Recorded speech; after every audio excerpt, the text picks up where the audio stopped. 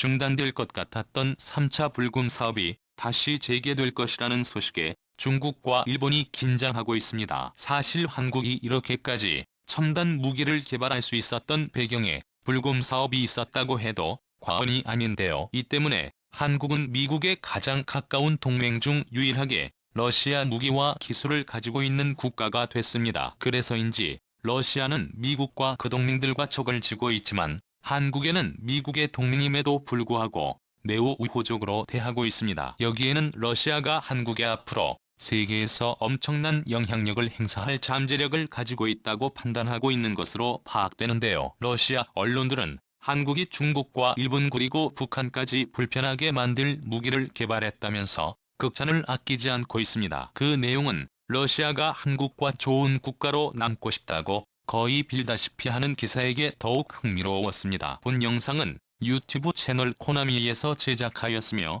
여러분의 구독과 좋아요, 알림 설정은 콘텐츠 제작에 큰 힘이 됩니다.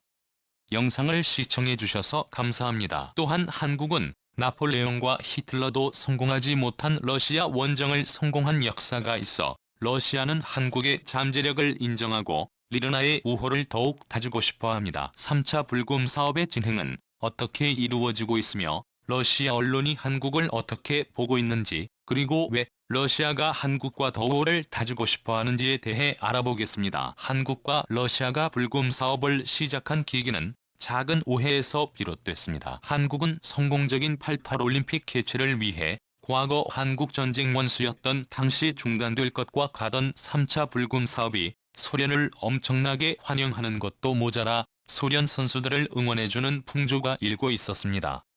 여기에는 숨겨진 이야기가 있었습니다. 80년대만 해도 한국에서는 복싱이 엄청난 붐을 일으키고 있었습니다. 어려운 시절 세계 챔피언을 여럿 배출하기도 하며 복싱에서만큼은 자부심을 가지고 있었는데요. 그런데 88 올림픽 복싱 경기에서 변정일 선수가 불가리아 선수를 상대로 압도적인 경기력을 보였음에도 심판들이 한국 앞마당에서 대놓고 편파 판정을 해 변정일 선수가 경기에 패배하였습니다. 이에 한국 복싱 코치가 링 위로 올라가 1시간이 넘게 항의하였는데 미국 유명 방송사의 MBC가 변정일 선수와 한국을 조롱하는 티셔츠를 제작하는 일을 벌여 국내에서는 반미 감정이 고조됐습니다. 그래서 한국 사람들은 미국과 소련 농구 경기에서 동맹국가인 미국을 응원하는 대신 반미 감정의 소련을 응원하게 되는데요. 여기서 포뮬라5에 생겨 소련 정부는 적극으로만 여겼던 한국이 자신들에게 상당히 호의적이었던 것과 88 올림픽에서 보여준 말선은 서울의 모습에 반해 한국과 수교를 결심하게 됐습니다. 한국과 수교를 맺을 당시 소련은 극심한 자금난을 겪고 있었고 때마침 한국은 경제 호황기였기에 소련은 한국에 30억 달러 자관을 요청했는데요. 역시 곳간에서 인심이 나온다는 말이 딱 들어맞았는지 차관을 선뜻 빌려주게 됩니다.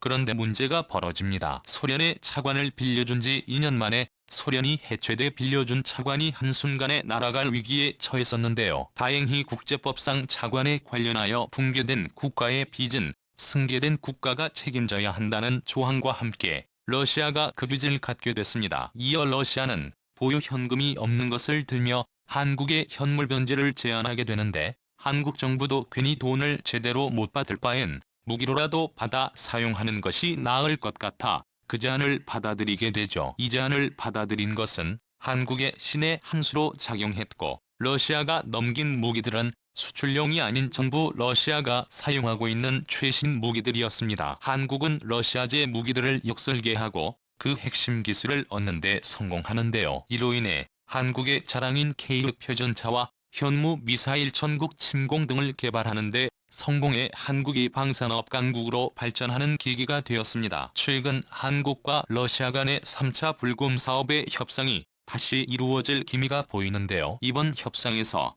한국은 러시아의 S-4 트라이엄프 미사일 기술 이전을 요구할 것이라 예상됩니다. 예-400은 러시아판 사드라고 불리지만 사실 사드보다 더 성능이 우수하다고 알려져 있습니다. 사거리 400km의 대기 중 고고도에서 마하 14의 속도로 비행하는 공중 목표물을 요격할 수 있다고 전해지는데요. 5에서 10분 안에 전개해 동시에 최대 36개의 표적을 겨냥할 수 있다고 하니 공격을 막는 방패로는 유능하다고 할 수 있습니다. 또한 S-100 하나만으로 단거리 탄도미사일과 중중거리 탄도미사일의 방어를 담당하는 패트리어트 미사일과 한국의 천공 그리고 중거리 탄도미사일 방어용인 사드와 LSM의 역할을 동시에 할 수 있다는 장점이 있습니다. 여기에 낮게 날아오는 순항미사일 방어에도 우수한 성능을 보여 저고도로 한국의 산지 계곡 지형을 타도 들어오는 순항미사일을 문제없이 요격할 수 있습니다. 또한 S-400 미사일과 함께 운용되는 레이더도 엄청난 성능을 가지고 있는데요. S-400의 가장 큰 장점은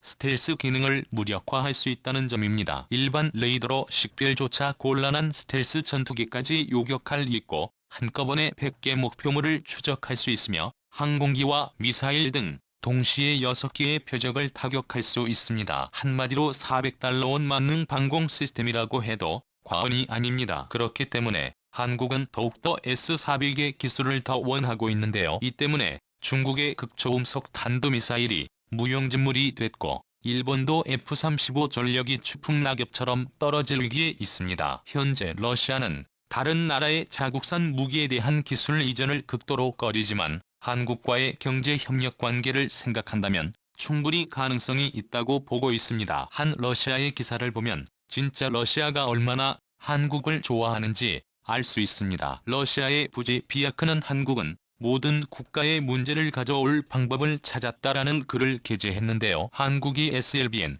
개발 성공 소식에 매체는 한국이 중요한 군사기술 이정표에 도달했으며 수중에서 탄도미사일을 쓸 수 있는 엘리트 클럽에 진입했다고 극찬을 아끼지 않았습니다. 특히 한국과 일본의 관계에서 한국 편을 들며 일본이 독도 해역에서 자국의 초계기를 한국 군함에 접근시키는 등 도발을 일삼고 일본의 관리들은 악명 높은 야스쿠니 신사에 방문하고 있는데 그곳에 방문한다는 것은 정말 누구에게도 용서받지 못할 행동이라고 지적하고 있습니다. 또한 한국의 방산업 국산화를 언급하며 한국은 은밀하게 세계적인 방산업 강국의 야망을 가지고 있다고 말하는데요. 한국은 차근차근 미국의 의존도를 낮추면서 꿈에 한 발 한 발 다가가고 있다고 전했습니다. 더 재미있는 점은 매체가 자국의 해군력과 한국을 비교하며 러시아가 수적으로는 2배 정도 많은 함정을 보유하고 있지만 거의 모든 함정들이 노후화됐고 반면 한국은 거의 모든 함정이 1996년 이후에 건조된 것이라며 결코 러시아보다 뒤떨어지지 않는다고 말했습니다. 매체는 특히 세종대왕급 이지스함이 1284의 미사일을 탑재할 수 있고 이는 세계에서 가장 많은 미사일을 탑재할 수 있는 대형 구축함이며 만재 배수량 28,000톤인 러시아 해군의 핵추진 전함 어드미럴 나키모프함보다 강력하다고 말하고 있습니다. 이는 거의 세계에서 2에서 3위권의 해군력을 가지고 있는 러시아가 한국의 해군을 자신들과 대등하다고 말하며 한국 해군의 강함을 설명하고 있습니다. 이 외에도 현무 미사일과 SLBM 그리고 도산한 상호함까지 한국의 영향력이 세계로 벌어가고 있으며 특히 한국의 특수부대는 이미 세계에서 검증받은 전사들이라고 전했는데요. 그러면서 러시아는 한국과 좋은 관계를 맺고 있으며 러시아는 한국이 미사일 개발할 때 도움을 주었고 그로 인해 한국의 정치인들은 달러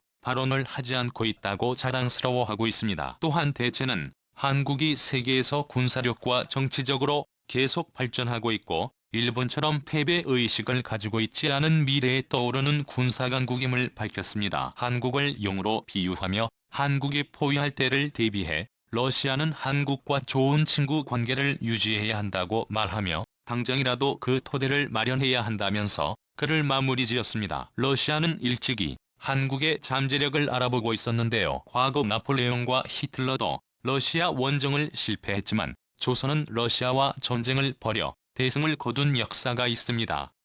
바로 나선 정벌입니다. 병자호란 이후 인조가 사저도의 굴욕을 당하자 효종이 아버지의 복수를 위해 비밀리에 청나라를 칠 계획을 세우며 군사를 양성하고 있었는데요. 효종은 당시 최신 무기로 무장한 조총부대를 만들어 열심히 훈련시키며 청나라 황제의 복수할 날만을 기다리고 있었습니다. 그런데 갑자기 청나라가 러시아 정벌을 위해 조선의 파병을 요구하는 일이 벌어졌습니다. 효종은 조총부대의 전투력을 시험하기 위해 1차 정벌과 2차 정벌 동안 약 400명이 조총병을 파병했는데요. 이들은 청나라가 엄청나게 닥달하는 바람에 제대로 된 전장 환경 정보도 듣지 못하고 전투 준비도 제대로 하지 못한 채 출병해야 했습니다. 그리고 그들이 만난 적은 러시아의 코자크 부족으로 이들은 당대 최강 오스만 투르크를 격퇴시킨 강력한 세력이었습니다. 청나라군은 이들과 싸워 연장연패하였는데 첫 승리가 조선 조총부대가 투입됐을 때입니다. 1차 정벌에서는 조선군의 피해가 거의 없었고 2차 정벌에서 각국 피해는 청나라 군이 100명, 러시아군은 800명의 전사자를 기록했고 조선군 전사자는 고작 7명에 불과했습니다. 이렇게 조선군의 피해가 적을 수 있었던 이유는 조선의 조총부대가 잘 훈련되어 금영중률이 엄청 났었기 때문인데요. 결국 조선초 총병들의 활약으로 청나라는 만주 땅을 차지했고 그것이 지금까지 이어지고 있습니다. 역사 기록에 따르면 러시아인들이 대두인들을 굉장히 두려워했다고 전해지는데 전립이라는 병법 거모자를 쓴 조선의 병졸들인 러시아인들은 멀리서 보기에 머리가 큰 사람으로 보였고 조선의 조총병만 보이면 도망갔다고 알려져 있습니다. 또한 한국이 올림픽 사격 종목에서 특히 강세를 보이는 이유가 있었는데 나선 정벌 당시 기록을 보면 조선초 총병과 청나라 초 총병이 사격 시합을 벌였다고 전해지는데요. 당시 조선초